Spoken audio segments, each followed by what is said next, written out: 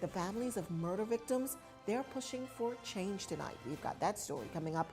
And later tonight in this newscast, it's a debate over the Independence logo. We've got more on that right after this break.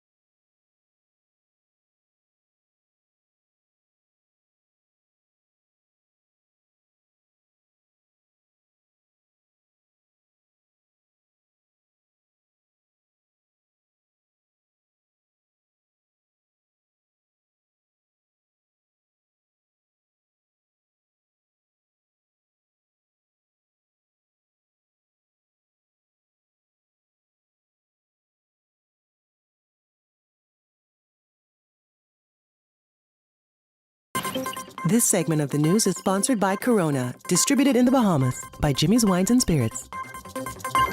Welcome back. Here's a look at your Eyewitness News gas tracker, $5.31, your local average for a gallon of gas. You'll get the cheapest at Rubis, $5.16. Shell coming in at $5.29, and Esso, $5.46. Gas prices continue to drop. Welcome back. Well, the local healthcare sector still facing major brain drain as healthcare sectors in major countries around the world continue to poach from the public system. This, according to Health and Wellness Minister Dr. Michael Darville. It's a concern which consecutive administrations have attempted to address, and Darville says his ministry is attempting to actively address this legacy issue. Now, to this end, the health minister revealed that he's locked in negotiations to ensure that government steps up to the plate to provide attractive incentives for healthcare professionals to stay here at home. Based on our economy and based on where we are financially as a nation, we must be able to do better for our workers, who are the backbone of the healthcare services. And we were at the table and still at the table, listening to their concerns and trying our endeavor best to come up with an agreement that is satisfactory to both sides. Our neighbors to the north constantly are looking for additional support, medical support staff. And on a daily basis, they are in our country recruiting. I'm very concerned about it because in some developed countries, to recruit about 200 people into a particular state or a particular area is not a big thing. But to move 200 people from our public health care system can really put us in great jeopardy. But I am very optimistic of the fact that the agreements that we are getting into with the junior doctors as well as the consultant doctors are fair. Mr. Ferguson made it very clear that around the table, no one really get exactly everything that they want.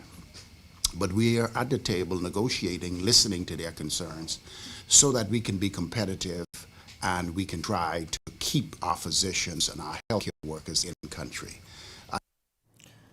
Well, January 23rd, dedicated to Family of All Murder Victims by Prime Minister Philip Davis and the organization recognizing some 20 families that lost their loved ones due to violence. Tyler Simonet attended that event and filed this report. You could never get over losing a loved one, and I would not wish that on my worst enemy. But you know, through God, with courage and strength, you go on. But like I say, it's something like a piece of your heart, like something is just missing from your life. It was a bittersweet day at the FOAM headquarters as people who lost their loved ones to murder tearfully accepted recognition, keeping the memory of those killed alive. Ida Mae Russell and her husband Byron Russell still grieve the loss of their last son Brandon Russell, who was shot to death just a few feet away from his home on Ronald Street back in 2014. Though it's been 9 years since his death, the couple's pain is still fresh as the person or persons who killed their son is still on the loose. We haven't gotten any justice or any closure since our son died. But you know, in all things, we give God thanks. And so our prayer is that we're holding on to God's unchanging hand, because He is the one who will carry us through, even though we haven't gotten any justice or any closure from 2014 since the present.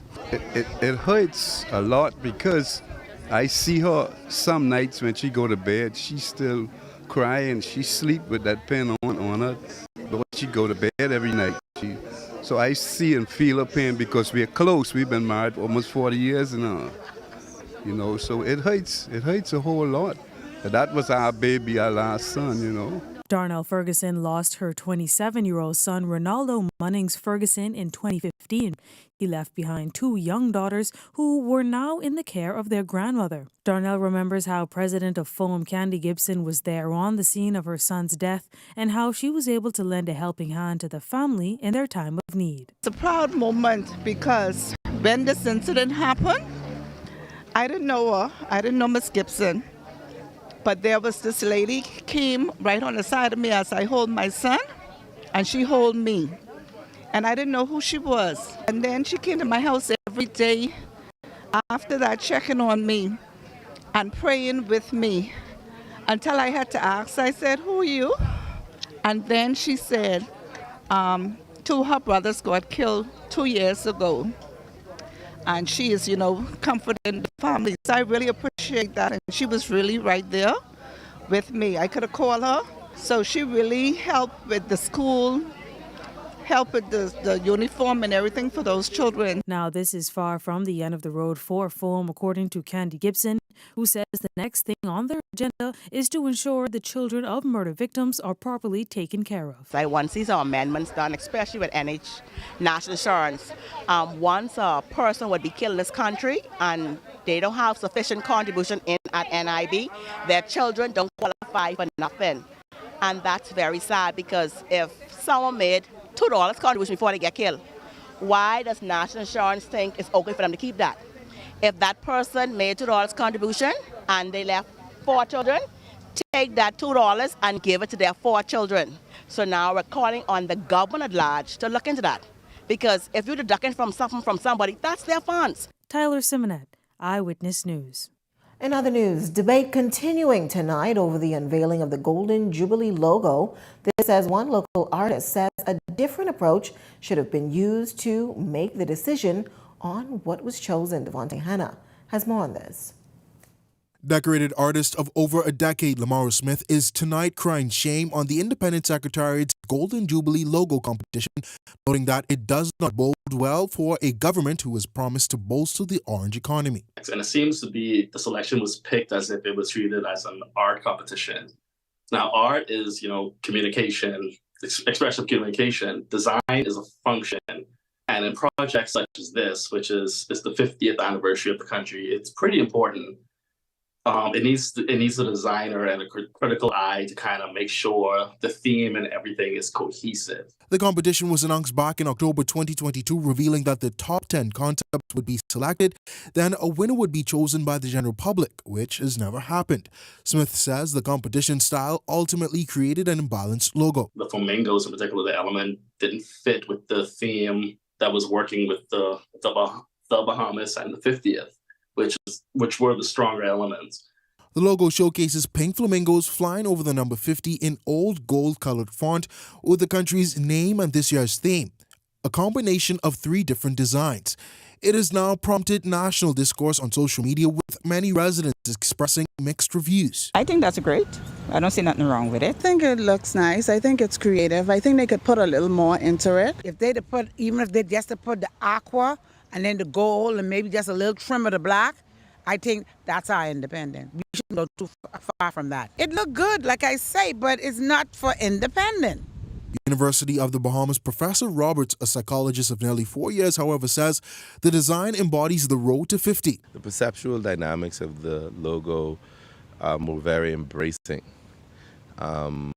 Timing and the curvature and everything gave the impression of almost like an embracing hand. The design itself was an animated design that is is grabbing you to appreciate what it means to be Bahamian at 50, the process that it took to become. Prime Minister Davis and his cabinet colleagues have openly spoken about the orange economy several times, noting that it could be another avenue for funds to go into the public purse. Smith, however, backed by the hundreds of artisans with different backgrounds and countries, says they are tired of the lip service. We need to really acknowledge it as an area of work and an area where designers and artists can thrive. Because this hits it, I'm a little bit vocal about it because, you know, this is my life. It affects me. I want to make sure I can work, and I want to make sure other younger designers coming up have an economy that they could sustain themselves in. Attempts to reach the Secretariat, Her Excellency Leslie Miller Bryce, on this matter were unsuccessful up to news time. Devontae Hanna, Eyewitness News. Well, the Department of Inland Revenue and the National Insurance Board coming together over the next 3 days to help business owners apply and receive their business license. Operations Manager Dexter Fernanda explains. This is the beginning of our business license renewals process. And, you know, one of the things that you must be current with the regulators. So we are here with the National Insurance Board. They are here on spot. They can assist individuals. And also they are introducing their new platform, the ESS. Well, it's not new, but it's allowing them to go to a digital platform as it relates to their information. So business licenses are renewed before January 31st of this month. So we're asking individuals to come on down. Our staff is here to help you reset your password, submit your turnover, your real turnover for 2022, and then we start the questions and dialogue so that everyone can have a business license for this year. Public Relations Manager at the board, Tony Williams, also telling us about the board's employee self-service portal, which some 3,500 persons across the country now utilize. Self-service portal, what we call our ESS portal, is a very innovative tool that NIB has introduced within the last couple of years. We want all of our employers to know about it because it certainly makes business easier for them. Every month employees have to pay contributions and they also have to upload their statements. And instead of coming to NIB to do that, they can do it from the comfort of their own homes and their offices. And so it's a tool that we've been pushing. It's one that employers have been reaping the benefits from. And so we're encouraging employers to get in contact with us, learn about the ESS portal, sign up and begin using it. Well, the NIB Compliance Department also strongly urging employers to stay current with employee contributions or face the consequences.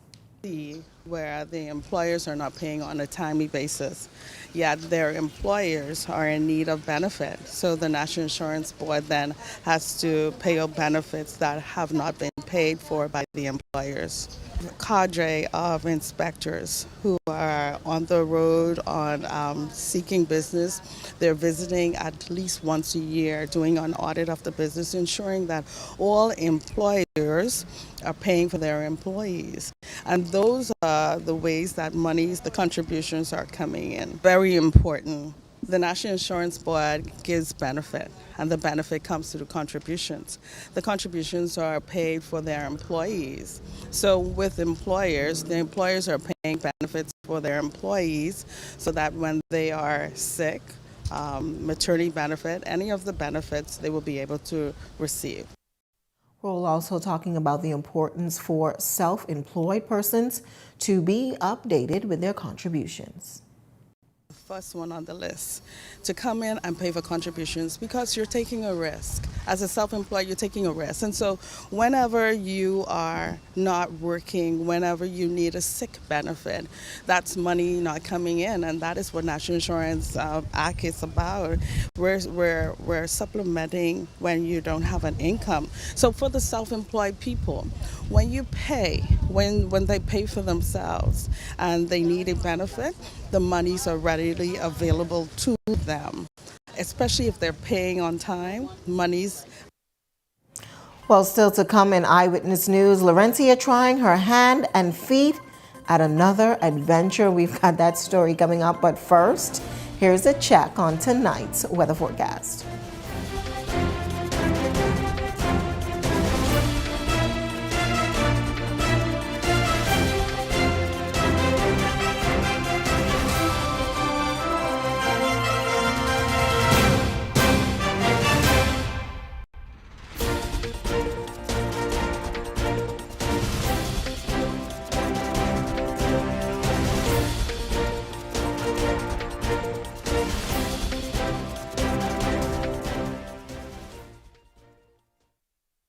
You can't press pause on life.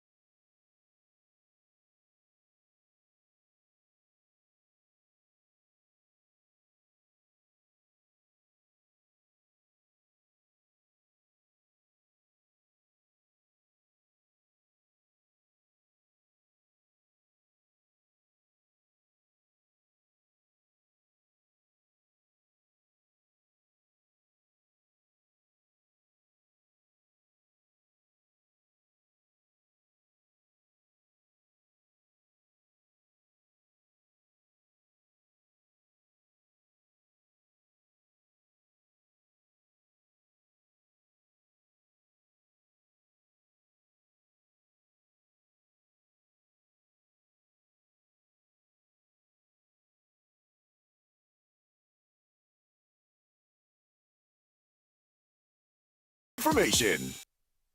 This portion of news is brought to you by 103.5 The Beat. Your live look tonight over Arawak Key, where the temperature is right around 73 degrees with an expected dip to 70. This is Eyewitness News. Welcome back.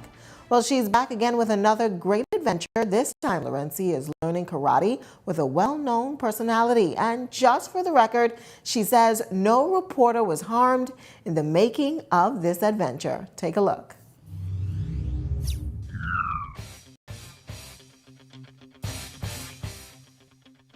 Come on down, please. Kindly take your shoes off for me. That's Lausher Ray Morrison, my teacher for this week's adventure. I figured that I would master the discipline of karate. Morrison is known for his big personality, especially in the hospitality industry. But he shared with me that the martial arts has been his hidden passion for close to 30 years now. On the silver screen. So Bruce Lee came along and it's like, wow, right? Like a lot of young men. But also to my father, dabbled in the martial arts. And so I had a real up close and personal front row seat to a lot of this stuff. So I would see him destroying these big cinder blocks with his hands, and I'd be like, wow, you know. So I was really taken back as a young man. Now, the style in which Morris practiced is a Bahamian style, with the school known as Baisong and the style as Four Winds. Associated with it. So there's also the Japanese style of Shotokan Karate, where we get our base and our foundation from. There's also Taekwondo, which is a kicking art. And Honga Kung Fu also is another element that is added. It's a Chinese style, right? And additionally, there's Tai Chi Chuan, which everybody knows. They see it in the movies, so on and so forth. Morrison has been an instructor for more than 20 plus years, currently teaching at the New Providence Martial Arts and Fitness Center. He pointed out some of the benefits of learning this special practice. 3 main reasons why people practice martial arts, eh? And so people practice for sport. Some people practice as a way of life, but other persons too practice with respects to their health. This adventure was a childhood dream made a reality. As a 90s baby growing up watching the Power Rangers, for a short time I wanted to become a Pink Ranger. However, I ultimately followed my dreams. Now, before I tapped into my Ranger power, I needed to warm up. You don't gotta reach your toe. You can put your hand right above your knee. You should feel that stretch down the back Oh, of your Jesus! leg, right? 1, 2, 3, 4, 5. Lausher Morrison didn't rate me on this adventure, but due to my track record, we already know that this was going very left. You just watch. This is the position you want to be in. All right? And you practice your punches. All right? Come on. Good. That's a good punch, right? But I have many options here. Go ahead. I can just simply move out of range of attack. Okay. Or go ahead. I can block. And I have this hand now. Right? And all of a sudden she goes on a little bit. You're right-handed? Mm-hmm. Just as simple as this. Put your hands down. That's right. You see that? You felt that? Yeah. So I'm flipping my wrist. And so what you do, it's an attack. So if you see me do this, I'm actually, it looks like a dance, but I'm attacking. It's different hand techniques. Watch the fingers. Put this hand out, distract. Where's the fingers? To the My eyes. Yes. Oh, Charlie, I dare Okay. on arrival. The left. Kick with the right. Okay. Keep your guards up. 1, kick. Good. Are you off? Next leg. 2, 3. Hey! Until next time, Laurentia Smith, Eyewitness News. It was fights and movements, and it was the whole 9 yards in the newsroom today. I am tired. Thanks so much, Laurentia. But coming up next is Randy Smith with sports. Good evening, Randy. Jeanette, Josh Chisholm could be moving to a new position this season. Also, we have an update on that DeAndre Ayton injury keeping him out. Hear more about it coming up in Eyewitness Sports.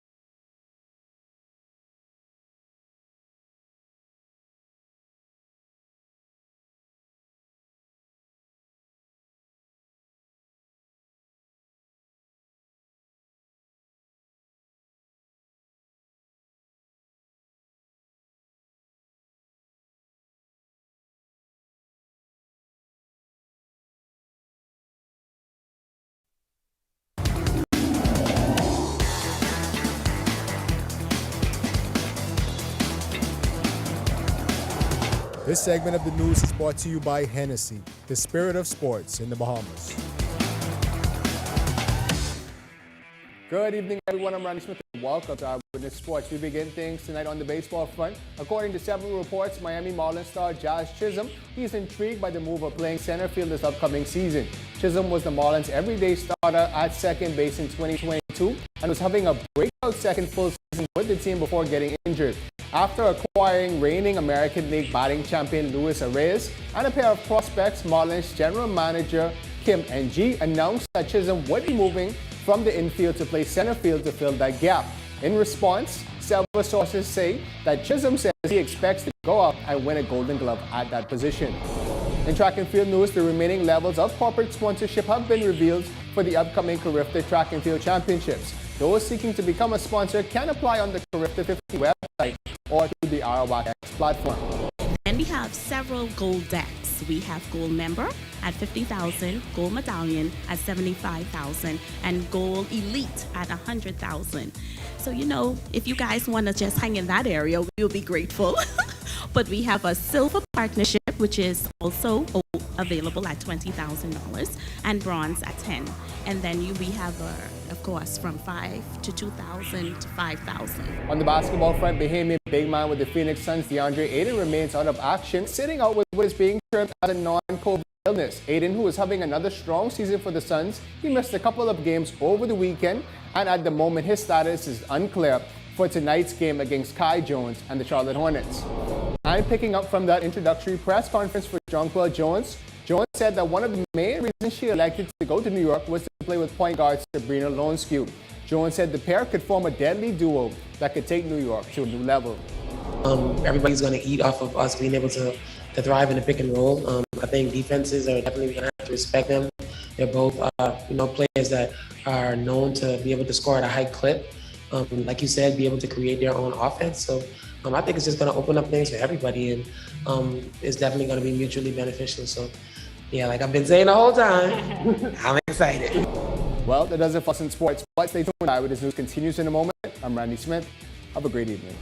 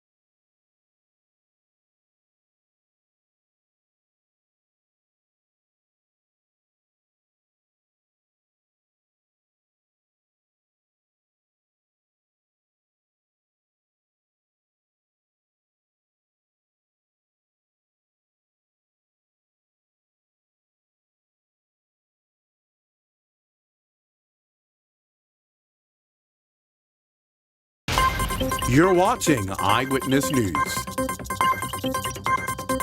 Link up with BTC and call it one and done. Link up with BTC and call it one and done. We are off to an exciting 2023 and the start of the BTC Scholarship Fund. In its first iteration, BTC has awarded some $30,000 in scholarships to 6 well-deserving, highly impressive students to assist and encourage them with the pursuit of their education.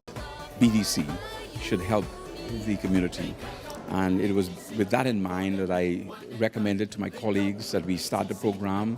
What it means, though, is that these 6 students will have some help. But what is more important to know is that next year another 6 students will be selected. The next year another 6 students will be selected, and so forth. So I look forward to all of these students, first of all, succeeding in what they're doing and ultimately coming back to the Bahamas to help us develop the Bahamas. Well, first of all, let me say thank you to BTC for this wonderful opportunity. Trust me, it is really appreciated. I am actually very elated for this. I was like a little nervous, didn't know really what to expect, but trust me, this is going to be so helpful in helping her to pursue her education. We really, really appreciate it. I'd say if they are scholarship recipient, it definitely gives a boost of morale, because a lot of people think that what they do goes unnoticed and they just feel like they're working solely for themselves, but other people are watching and they're there and they just want to see you keep moving forward, and I think it's a very good thing for them to help them to keep moving forward. It's a lot of things I've been doing with the SMB team, and I've been excited doing this, and I'd be glad to do it again. But as I just look forward to my next rotation so I can see all the new things that I can be doing. Here at BTC, our commitment to education is solid, and our support of youth empowerment unwavering. We look forward to being with these students who represent the best and brightest of our country every step of the way. These are still the moments that move us. I'm Corbell Pfeiffer. Be well, and be back here next. BTC Connection. Well, that wraps up news this Tuesday. But coming up and Beyond the Headlines with Shanique Miller, a look at today's top stories. That's coming up and Beyond the Headlines. It starts right after this. She's also discussing immigration in the country. That does it for us here at Eyewitness News. It's certainly been a pleasure having you in our company tonight. On behalf of the entire news team, I'm Janae Nawal saying good night and be safe, everyone.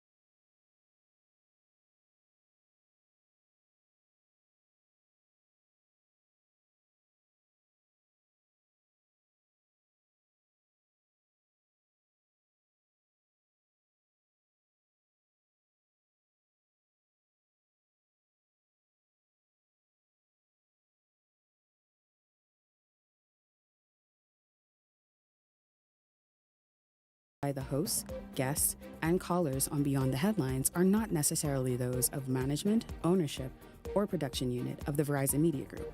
Beyond the Headlines is a production of ILTV Studios and cannot be reproduced or represented in part or entirety without express written permission of the Verizon Media Group. Beyond the Headlines is the intellectual property of the Verizon Media Group.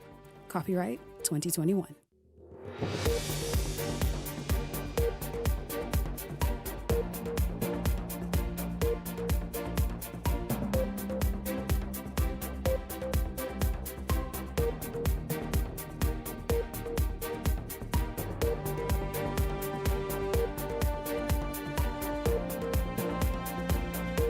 Alive, still connected, still with you. That footage of hundreds of Haitians risking it all on a sailboat making the rounds tonight. We are going to discuss it. Also, Bahamians reaching a boiling point. A video of a man reportedly tearing down an illegal dwelling next to his home goes viral. Well, tonight we discuss that as well for you. And this story, waiting to confirm it, but we're going to talk about it anyways because it's really trending, something the Prime Minister addressed late last week. Tourists robbed on a golf course here in Western New Providence. Well, while the police are still, we're waiting for the police to confirm that for us, we take a look at crime and the toll it can potentially have on the nation's #1 industry. We're getting into the stories that you're focused on tonight. This is Beyond the Headlines, brought to you by Alive. Good evening, everyone. I'm Shanique Miller. Welcome to tonight's show. Bahamians are still grappling with reports of just under 400 Haitian immigrants being apprehended over the weekend. The Haitians are now at a facility in Inagua until they are repatriated. The issue is that there are more Haitians expected to risk it all to leave their embattled country. Many are headed right here to the Bahamas. And so tonight, we're going to jump right in. I'll tell you this, we did have a Haitian pastor lined up for you to talk about the mass exodus from Haiti and the fact that it's building. That pastor dropped out at the last moment. Not quite sure why, but we're going to continue anyway. So let's just jump straight to this. The video of the interception at the weekend showing the U.S. Coast Guard and Defense Force officers intercepting that vessel at sea has gone viral. In fact, I even saw that very video online on a U.S. news media site today because many people are baffled about it. It looks frightening. I mean, overall, the picture is stunning against the blue ocean. But look at that ship. There isn't an empty spot. That there, ladies and gentlemen, is roughly 396 Haitian immigrants. How many days they were on the water, who knows? It's, of course, the temperatures have been cold, the waters have been rough, but this right there that you saw, there, U.S. Coast Guard aircraft flying over, a number of other vessels as well. The Royal Bahamas Defense Force is involved in this rescue and this interception. But there's that boat, you all. There's that sailboat. Not one empty spot.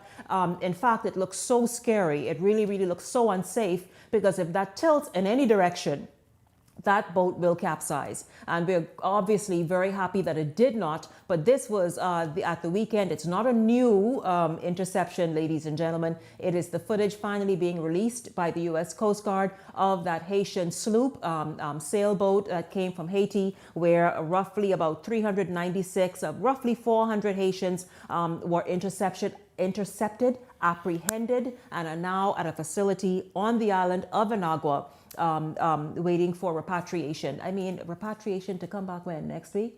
I don't know, but we're going to get into it. And again, we were hoping a Haitian pastor who agreed to the interview, agreed to join us to talk about the state of affairs in Haiti, to talk about are repatriations even the best thing right now, considering what's happening. But again, he backed out. We will pursue that interview for you, and hopefully on tomorrow evening show be able to bring you that aspect. We've not heard from a Haitian leader to maybe get an idea, but we're gonna jump right in this evening with that video and with the backdrop of everything I said already painted here on Beyond the Headlines. We have, of course, our contributors joining us Beyond the Headlines. Cassia Stewart, I see you there. Garth Rosborough is joining me right here on the desk.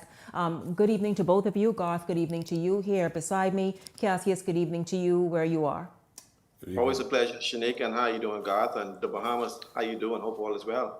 We are wonderful. Thank you so much. Absolutely. Gentlemen, you all saw that video. That video was just released maybe overnight. Like I said, it's gone viral even internationally. I saw it on Fox. One of the pages I saw it on was Fox News because it's stunning. It's really stunning to look at. Cassius, what comes to mind when you see that before we really get into the seriousness of it all? Well, the first thing came to mind was the Middle Passage and what Africans had to endure coming over on a vessel from Africa. The second thing came to mind was, my God, if somebody pumped the whole boat would sink. So that's the second thing. That's really the second thing that came to mind? Yeah, if somebody pumped the whole boat. You brought something up that let's just jump right in. You know, I like to kind of, the points you all make. First of all, we know from Haiti and a sailboat like that, going obviously with the weather conditions to push it forward, the winds. What is the sanitation like on that boat where there is not a space for anybody, as you can see? The sanitation, the safety, the life vests, all of it on that boat. Were there sufficient, you think, for everybody on board? For days they were on that ship. How do they use the bathroom? You understand? And so that becomes a serious issue. And, it reminds me, it brought to mind what our ancestors had to deal with coming over from Africa. But it's the seriousness of this immigration matter. Something has stirred up the waters in the Caribbean and Central America and South America for this movement of people more to the north. And we are definitely feeling the brunt of it. I would advise the government to see if they could request that the U.S. be a part of the repatriation, because Bahamas there, and us taking on the actual expense of sending these people back is going to be too much for us. So if the government can make a request to the U.S. government... Even housing them, Cassius, because right now that group is in Inagua. We saw in the newscast a little bit ago, Jose Etienne did a story talking about where they are being housed in Inagua until repatriation. That itself is a burden on the national purse. Well, 200 people flying into Inagua, perhaps it will almost double the population.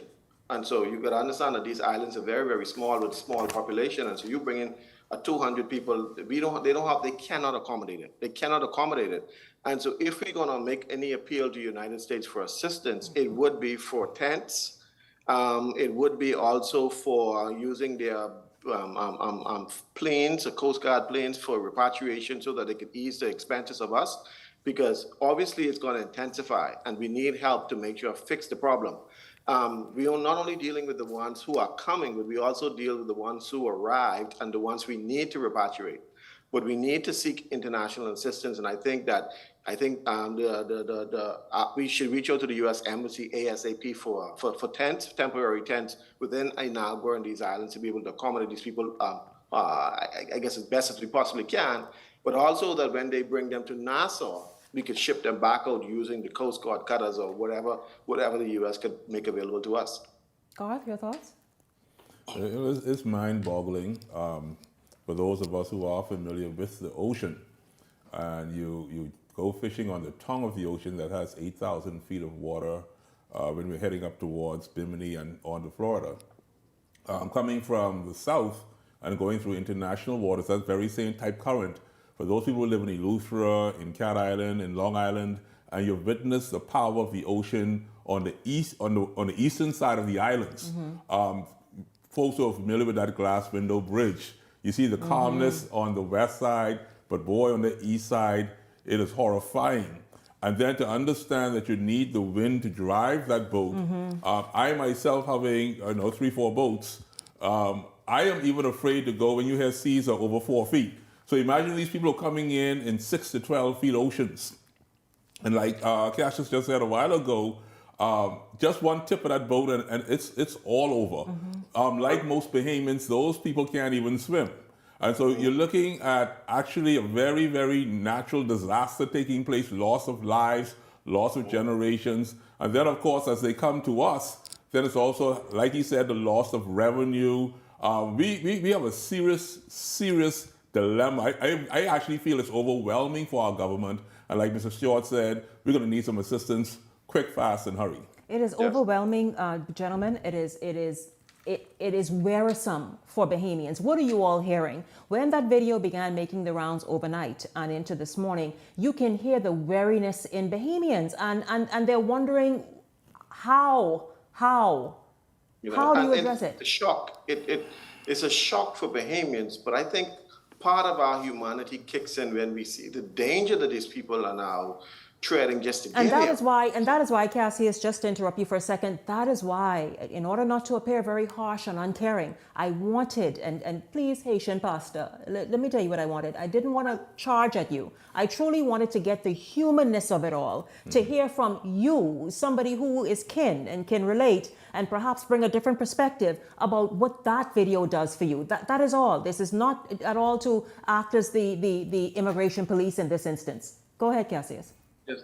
And so it's scary. And, you know, if anybody could send a message to Haiti, please, if they're listening, please do not take that track.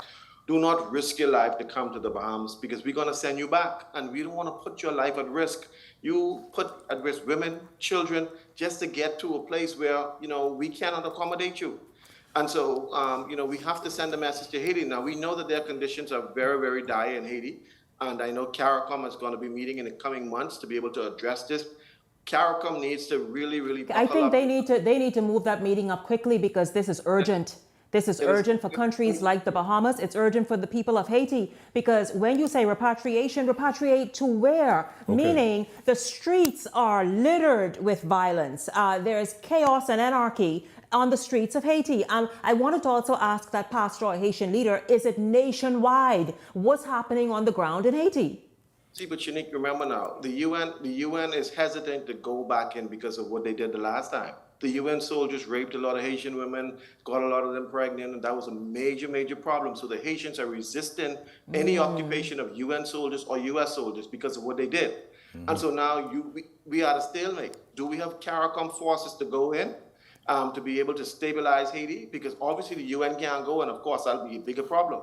And so we have to address the problem. So whether CARICOM can go in, or even if you can call the African force to come in to help, somebody got to come in and help to stabilize Haiti. We cannot allow it to drift the way it's drifting, because it's getting worse and worse and worse.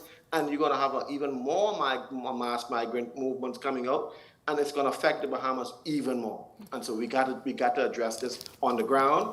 And then we got to say to the U.S., listen, we need tents. We need temporary tents right away to be able to accommodate those who are coming.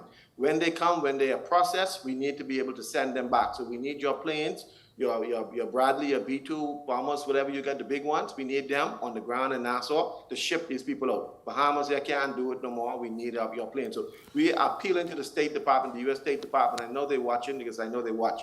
We need your help ASAP to address this matter. There's another fear that we're also facing, which is I'm listening to the voice of the Bahamian women especially. Not that the men are not making their complaints, but I listened to a voice note with a lady that actually had a baby at 4 a.m. in the morning, she said. Was it 4 a.m.? And by 6 a.m., they were requesting her bed. And then she said she was surrounded by these migrants who are also seeking care at our medical facility, which is now dampening the effectiveness of our hospital here in New Providence. And so the social services, the social fabric, everything is now falling apart because of this overload. And now when the Bahamian woman, like we say in that song, when a Baytown woman catch a fire, we do not need that to happen in this country, because we are peaceful people for the most part. But I can also tell that right now, the Bahamian people are seriously agitated. They're extremely... Go ahead. You know, what he's saying, if you were to do a statistics out of every 10 baby born in the Princess Margaret Hospital, I don't know the number, but I could almost assure you that more are born to Haitian nationals than to Bahamians. Bahamians are not having babies like we used to, but you have, their babies are being born. Now they're being born to Haitian nationals, and that becomes a concern, because of course now you will have the change of the dynamics of the country over the next 20, 30 years. And so we have to be able to address the matter in order to preserve what we call the Bahamas or Bahamians or our culture, or else it will be rewritten involuntarily. Well, I wanted to ask a question to you then, Cassius. Are you saying to us that the Bahamian people need to juice more, or we need to produce more? I know Christianity in and of itself has us to be somewhat tamed and to be kind of like a family plan situation. But these people, they don't practice contraception, I understand. And so once they're pregnant, those babies are coming. And I know one particular friend of mine, he has them in threes. He has, twins and triplets every time his wife gets pregnant. And so the poor Bahamian is worried about what their family's going to think, what the pastor's going to think. And so we tend to kind of be a bit more conservative. But are you now saying that we need to now produce some more people to balance this equation? Yes, have sensible sex, make children. That's what it's for. It's fun. You gotta have sensible sex and make some children. But they need to get married for you, eh? Well, yeah, I mean, in that context, but in order for us to build a country, our people need to have children. And if you're not having sensible sex where you're producing children, then somebody's doing it, and somebody will rewrite the history of your country. And this is why we need to encourage, the family planning thing that, I've been a part of a lot of conversations in the UN on family planning and all this, and always trying to control basically the regulation of the births among people. But when you're looking at countries like the Bahamas, who almost have a negative birth rate, if you project within the next 20 years with a negative birth rate how our country's going to look, traditionally or genetically, or what the word is, I guess organically, Bahamians will almost be a thing of the past because of our negative birth rate, versus there are perhaps 2 and 3 children for every one Bahamian child. And so, like you're saying, you all got to go to work, Shanique and God, you all have some children. If it was possible, I would have had 10, 15, 30 children. I love children, but, I added 4 to the table. Well, that's wonderful. That's really good to do that. That you are making a contribution to the national good. That is for the national development of the Bahamas. Yes, really awesome. And more people like Cassie say have sensible sex. But listen, gentlemen, is repatriation right now the answer? Because the more we repatriate, the more that these people are turning around quickly to risk it all. Your thoughts about this repatriation that's happening? Well, first of all, guys, if I may jump in on that, right? I don't know if anyone ever experienced the first time they went on an airplane ride. So when you repatriate these people, you're dressing them up, you're cleaning them up, and you're going to send them back on Bahamas Air. You know how exciting that must be? Just go on a plane ride. I mean, you would never have had that opportunity leaving where you came from. And then to go back home to find another, I think they said $4,500 to come back next week. And if I get caught, I'm going on another plane ride. And so we're looking at a different type of tourism here. There we have illegal migration that ends up being a return trip on our beautiful Bahamas Air that's already cash-strapped, by the way. And then they're going to be back next week. Not only next week are they coming back, but they're going to tell another friend, oh man, I've been on a plane. That was so much fun. We were way up in the air. And man, listen, if you come back and they catch you, we'll be right back on that same plane. And guess what? We could go back again. Well, if I may, I believe that what we need to do is we need to introduce biometrics for these people who are coming in illegally, because we don't have them in our system, in our database. We need to create a database, biometrics. So if you are here and we catch you and you come back and we find you, then you go before the courts, and then because you came back, you violated our law, we will sentence you to not Fox Hill prison, but some kind of labor camp where you could perhaps be in the farm working for 6 months and then repatriated. But we got to find a way to perhaps create a database for these people who keep coming back, so that we'll know this one been here before 3 times and we then send them back. What do we do with them? We can't just keep sending them back as we paying for that. We got to at least find some form of punishment for them so they'll know, okay, they can't come back.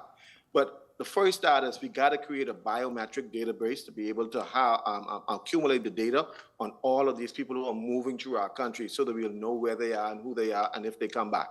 So that's the first step. And then find a form of punishment for them who keep violating our laws. The punishment aspect of it, I think the world calls that inhumane. Even when I remember growing up, and Cassius, you may remember this, and Shanique, you may remember, when you went to Fox Hill prison at that time, they used to give you labor. Then someone said, oh, no, you can't do that, man. That's inhumane. Now, I'll tell you what's scary, but what may be the potential that we're looking at here. When you come here, sad to say it, I know it's biblically demonic, but you put a chip in them. You just chip them, a tracking chip. So the minute they leave Port-au-Prince or Port-au-Pay or wherever they're coming from, you know exactly where they are. So guess what happens on the global mapping system? We see you coming, and we use you to be the locator for those who are coming in so that we can readily intercept you. How does that sound? Well, I don't know if we could put a chip, but you know, Great Britain, the United Kingdom is doing something where they say if they're also taking a really tough position on illegal immigration. This the big UK with, I don't know, $1 trillion economy, gentlemen, maybe. But this is the steps they're taking, and if they find you re-entering illegally, then you are banned from the country entirely. Maybe when God say chip, he probably means something as strict as that, eh? Well, these people are banned because they can't come in the first place, but they still come. Yeah, you know? exactly. They come into the back door through the window. But see, Cassius, if you could track a shark, and you can track dolphins, and you can track everything, even the bee. You know, we can actually track bees to see where they go. If you're tracking these people when they return, you can actually see when they're coming back. I mean, I'm not a fan of tracking human beings, but the fact of the matter that you have actually made an offense to enter into someone's country illegally, I think that type of punishment is less being inhumane, as it were, being more humane and saying, you know what, when I see you coming, the Defense Force is there, the Coast Guard is there, and we can intercept the ship that you're on. So when we're looking for you, we're going to catch another 389 people. Well, I mean, it's to be toyed with, but I mean, I think we should start with making sure to create a database. See, the U.S. has a database of all of us. As we go through U.S. Customs, they tell you to put your finger there and so on. They keep an active database of every Bahamian who are moving through their system. So they know who we are. They have everything on us. We need an active database of every illegal immigrant that we catch so that we'll know whether they're on the island or coming in and moving out. We know who they are and where they are. We have their information. So if they're caught, all you got to do is put their fingerprint on a scanner, and then the information comes up, and we know who they are. Okay, this one has a work permit. This one is illegal. Let's go. You've been here 3 times. You shouldn't have been here. And then, of course, whatever the punishment is, we decide what that punishment should be. But then tracking them crashes, you can see if they're working in Lightfoot Key, or if they're living in the bush, or where they're living. That tracking system is actually quite serious, you know. And yeah, I like your idea, by the way. I like your idea. I ain't too sold on the tracking system. You got to sell me some more on that, because I'm only one person we tracking now in the Bahamas. That's where Brave going next. Gentlemen, I'll tell you this, going back to whether the fatigue, the illegal immigration fatigue of Bahamians, let's look at this video. Now, this is not confirmed. This is also trending. I understand that it's somewhere in Eleuthera where this gentleman took it upon himself to get his tractor, or to get a tractor and tear down an illegal dwelling. At first, we were told it was a shanty town. It doesn't look like one. It looked like maybe an abandoned house that may have been lived in. But let's just take a look, and then we'll talk about where Bahamians are now getting in all of this, because many Bahamians feel as though, who has rights here? Who has rights? Who is the government actually speaking on behalf of or defending? But let's take a look at this.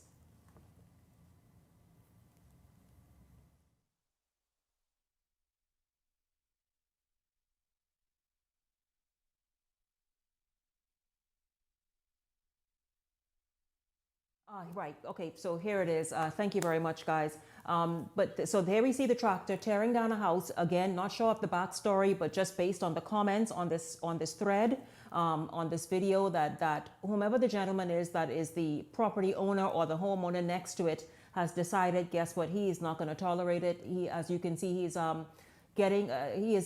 commissioned a tractor to go and tear it down. I am going to follow this here on Beyond the Headlines to see perhaps if on tomorrow evening show we can get the backstory of this. But it looks like a shack. I'm not sure if it was lived in. It looked like a wooden structure that's being torn down by this tractor. And so again, I'm certainly going to make it my business to try and follow this up and see exactly what it is. And exactly what the story is behind that. But if you look at the comments, based on the comments and the feed, you see that many people are saying that people just had enough. Are you feeling this and hearing this as well? Shanique, guess what? You know, according to the law, that man has violated the law. Remember that the government wanted to destroy the shanty towns. The government of the Bahamas wanted to destroy it. It was the courts that prohibited the government from doing it. And so we are fighting against ourselves. You have the executive branch want to do something, but you get the judiciary saying, no, you can't do it. And so what happened? The government cannot break the law, and so they can't move. And so based upon the ruling from that very same court, that man can't do that, but I'm glad he took some initiative. The government can't take that kind of initiative, though. But, you know, while the government had great intentions of saying, okay, we got to get rid of these shanty towns and so on, the court says, no, you couldn't do it. And so I'm not sure where the appeals is and that. I'm not sure where do we go from there. But, you know, if if we have rulings like that that has ties to the hands of the government, we will never get rid of this immigration problem. Well, speaking of what the government is saying, you all remember over the weekend, it could have been late Sunday, Monday, that the Ministry of Foreign Affairs sent something out basically saying that, listen, if you are an individual, an illegal immigrant, whatever it is, and you have been approached by somebody who who stopped you, interrogating you for your documentation, I guess of any level, etc., that you do not owe it to them to produce the requested documentation, and in fact, that person is breaking the law. Mm-hmm. We are going to talk about that gentleman. Of course, we all believe that's in response to what the Coalition of Independence did a few days ago with that video that went viral. And so we're going to discuss that. Again, coming back to Bahamians feeling very fatigued, as if to say, well, what y'all doing though? I don't know. We're going to talk about that when we come back here on Beyond the Headlines. This is Beyond the Headlines, talking about and focusing in on the issues that have your attention. We're going to take a break and come back with much more right after this.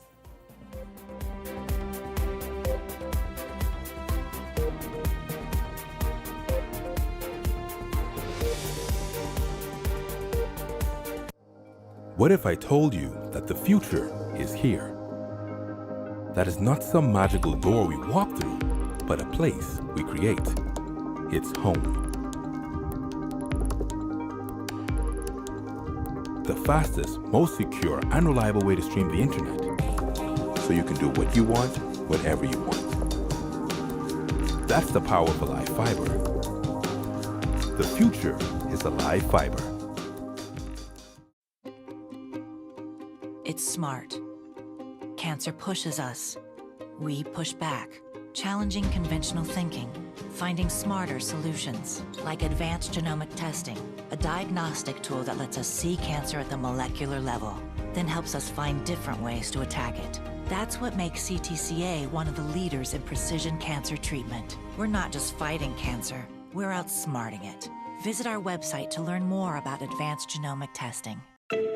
Tired of driving around from place to place just to get your car insured and licensed? Frustrated with the process of being back and forth from your insurance company to road traffic? Well, BMG Insurance Agents and Brokers just made insuring and licensing your motor vehicle as easy as 1, 2, 3. Step 1. Visit us at the Road Traffic Department, Section 1, Thomas A. Robinson Sports Stadium. At our office, you can purchase or renew your insurance or get your vehicle inspected. We at BMG Insurance Agents and Brokers represent major carriers. Step 2. See the professionals at Road Traffic to get your vehicle licensed. Step 3. Enjoy your day. Insure with BMG Insurance Agents and Brokers today, saving you time and money. Your one-stop shop for all of your insurance needs. Great rates, convenient, excellent service. For more information, call us at 322-2221.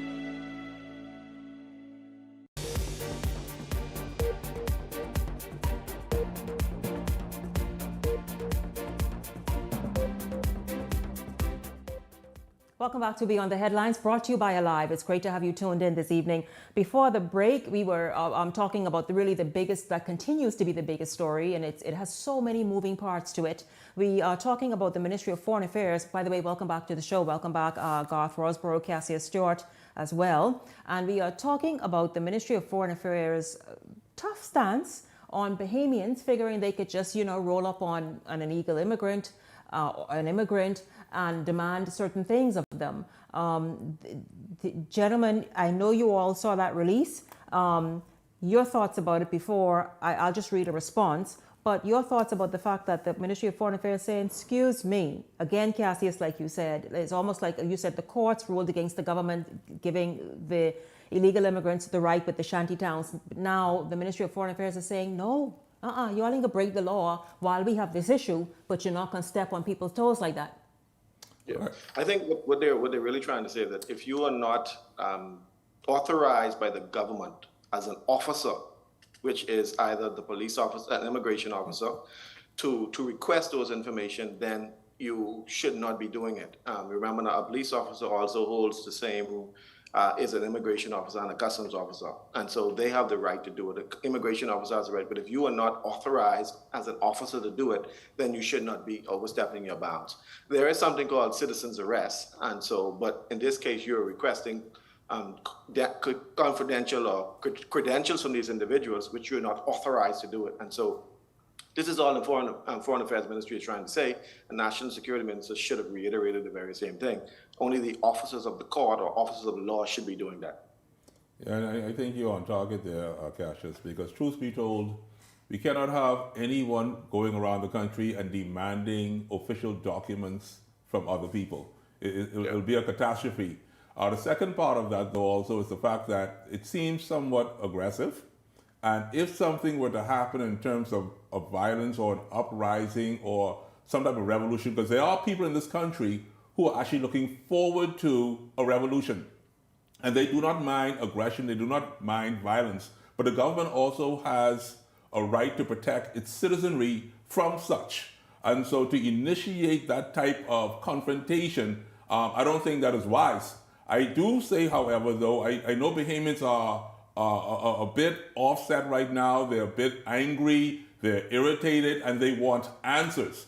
I believe the government is erroneous when it's not providing the answers that these people are seeking in order to calm and quell their spirits. These people want something done, and the government should not have given an opportunity for Bahamians to even attempt to take things into their own hands. I look at you, Mr. Cassius Stewart, a leader in this country, and the way that you deliver yourself is one in which you're practicing diplomacy. Diplomacy is one way of doing things, and then the other way of doing things is just careless and callous aggression. Sometimes you may need that, but at this particular point where the country right now is very, very sensitive, and you're having this influx coming in, we do not know who is coming in, we don't know how many of these people are here, and what the nature of these people are, I would say we ought to leave this in the hands of the government, even though the government does look a bit slowful in this matter. Slowful in this matter. I'll tell you, so everybody, of course, is guessing who this is aimed at. And that organization did release a response saying that they're disturbed and appalled that free speech is being threatened, etc., and the rest of it, you know. But gentlemen, let's just move forward, yeah? This I have been trying to confirm. I saw it in one of the online publications, who oftentimes, and more times than not, is very much spot on. And so I can only quote it. I did reach out to Kristen Skippings, the press liaison officer of the Royal Bahamas Police Force, by way of phone and message. I did not get a response from her. If it's not so and she corrects it, then I'll come back and correct it. But according to reports there, as we shift gears to tourism and the fact that we talked about it yesterday, the Prime Minister even focused on crime, saying it's a major focus for his administration, his government this year. The reports are that tourists were playing golf on a course in Western New Providence and were robbed. Now, I was told, I reached out to that publication and I asked them about the sources of their information. They said it's not the first time or the fourth time it's happened. So it's happened before and a number of times. I happened to see this report and we're talking about it now. How just frightening is that?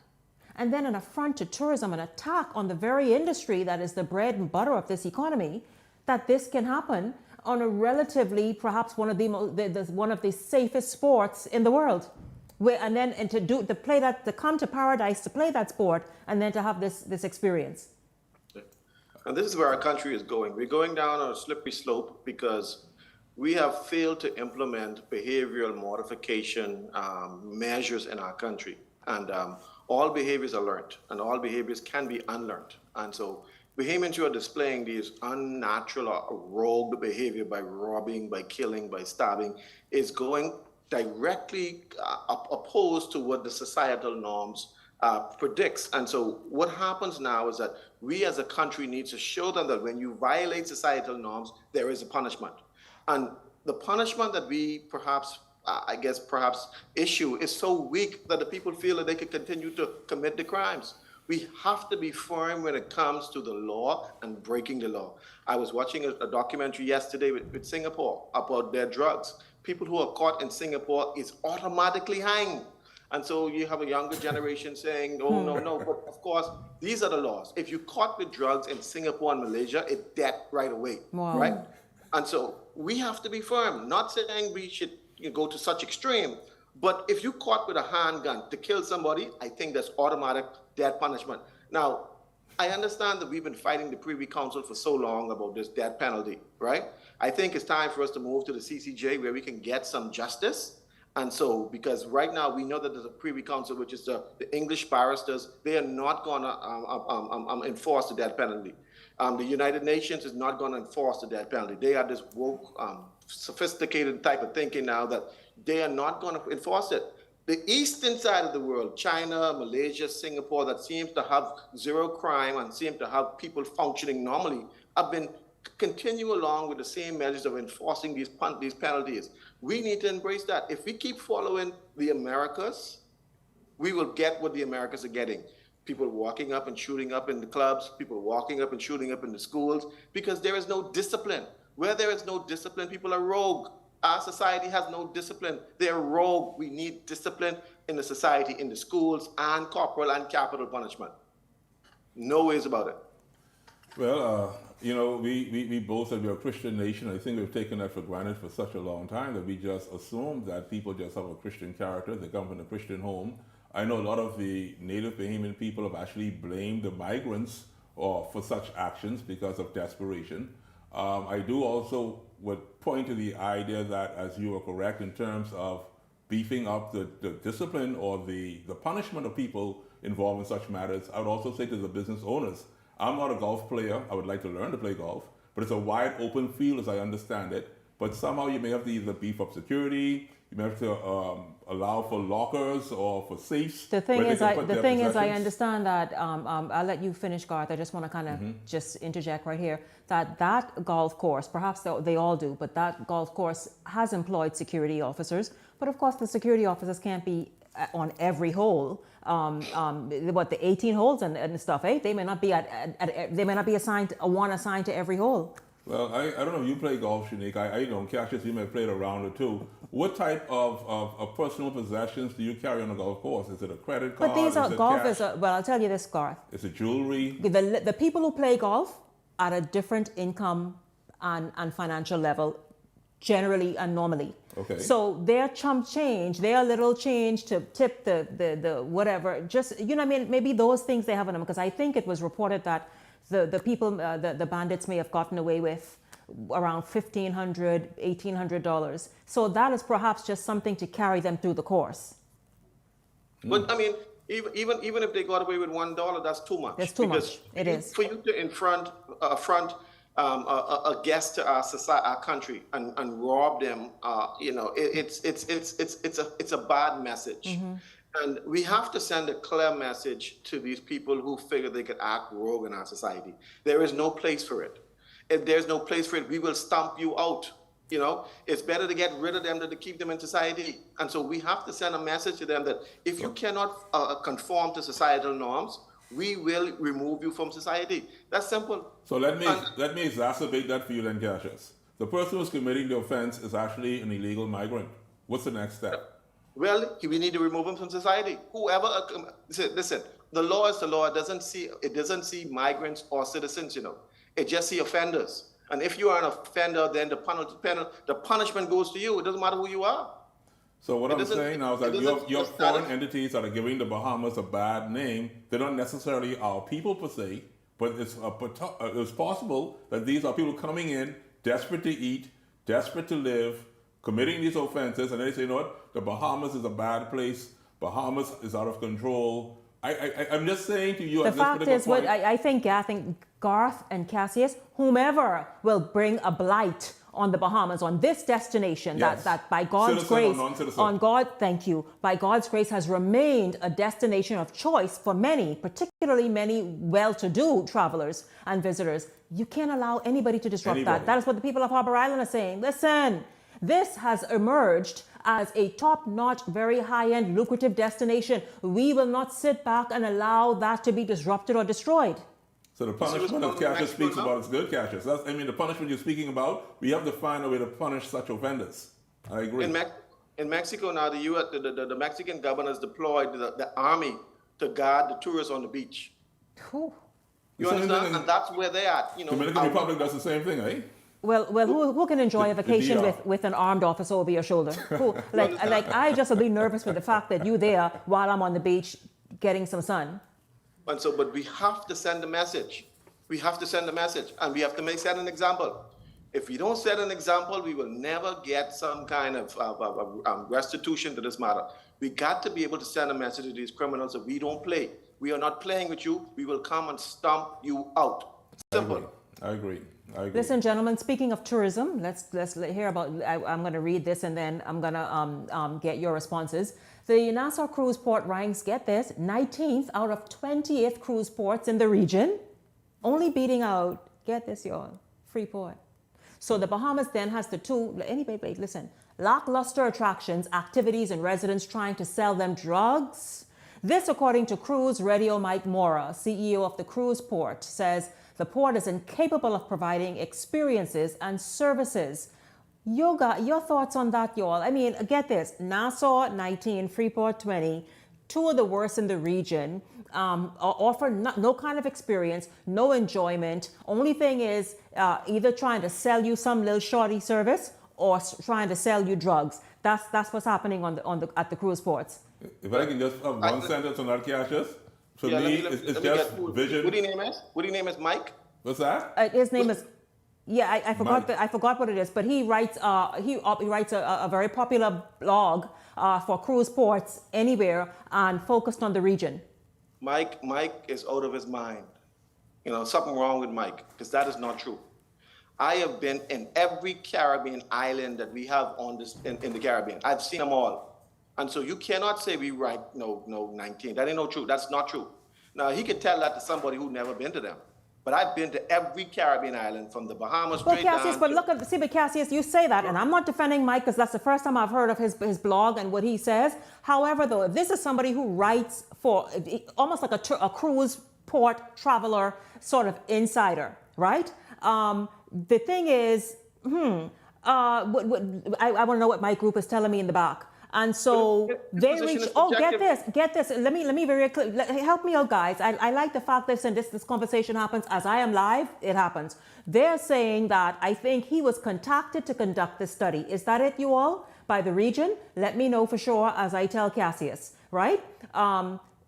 Exactly. So this guy who is sought after, because if he gives you a good, it's almost like, hey, come in and you know what they call them? Food critics. Come into my restaurant and critique. And if I get a good critique, man, you know my restaurant has shot up, right? So this is what the region has done to get him to come and sort of write on the region's ports, especially the cruise ports where you have these multi-million-dollar cruise ships, bigger and bigger almost annually, coming to call at your port. So he has gone. This is what he does for a living. So the thing is, these are the things that he looked at that determines exactly the attractiveness, the appeal, the wonderfulness of a cruise port. Sarah Barrett is the author. She reached out to Mike for this interview, and so this is what was said. Thank you very much, my wonderful production team in the back who stays on top of the show as I do.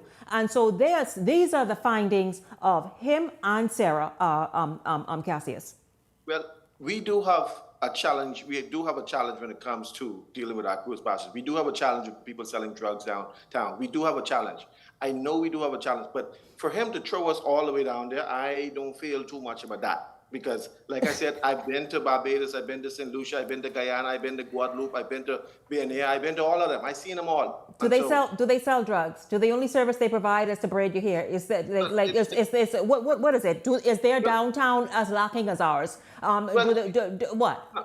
Well, it depends on what you're looking for. But obviously, these people, Cassius, again, you and I can go to a restaurant and we're good. The food was great. A critic looking for something else. Yeah. To determine the overall experience. Garth? When I went to university and I studied marketing, the first rule of marketing was it's not what Cassius is thinking, what Garth is thinking, what Unique is thinking, it's what the person who's purchasing is thinking. And I've noticed that over the years, we've been targeted in a big way. The Bahamas is a violent country. It's crime-ridden. Tourism is down. I see now saying we're number 19 or 20, just ahead of Freeport, Grand Bahama.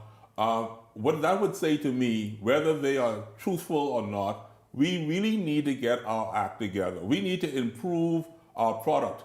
I know Cash doesn't like to have much of a United States because we don't live there, but I was surprised that even after the hurricane in New Orleans became number 1 in tourism in the United States over Disney World. And I'm like, how the heck did that happen? So maybe we need to start looking at some things that we can do different. You know, have some live pirates walking downtown, do some enactments, get it excited, get it buzzing. Bring back that Gombe summer. You can do Gombe maybe every month, but let the people come off those ships and just have their blood rushing. There's so much potential that we have in this country, but if we just allow it to go to naught, then what can I say about our tourism industry? See, part of the problem is the fact that we have a lack of creativity and entrepreneurship in the tourism industry, okay? Yes. When you come off the ship, the only thing the tourists do is walk down to the straw market and walk to Gombe Beach. Yes. They buy something to drink, sit there, play volleyball, and then they go back to the ship. And that's all they got to do. But in order to find creative things to do, we need creativity.